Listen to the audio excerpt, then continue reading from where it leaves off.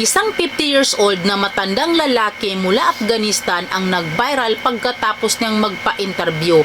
Dahil sa kanyang interview, sinabi niya na nabuntis at pinakasalan niya ang kanyang sariling anak na babae. At nung tinanong siya kung bakit niya yung ginawa, ang sabi niya ayaw niyang mapunta yung anak niyang babae sa ibang lalaki, kaya siya na lang daw ang mag-aasawa dito at siya na lang daw ang magpapakasal dito kasi ayaw niya daw makita yung anak niya na hawak ng ibang lalaki. Ayon pa sa kanya, pinakasalan niya itong anak niyang babae dahil daw yun daw ang katuruan sa Quran. Sinungaling. Huwag kayong maniniwala doon dahil hindi turo sa Quran na pakasalan mo ang sarili mong anak.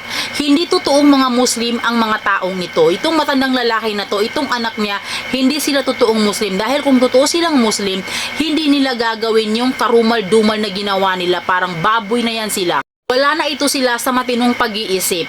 Buong buhay ko, ngayon lang ako nakakita at nakarinig ng ama na pinakasalan ang kanyang anak.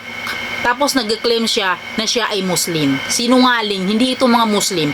Hindi ito gawain ng matinong Muslim. Kahit anong relihiyon, hindi pwedeng pakasalan ng ama ang kanyang sariling anak.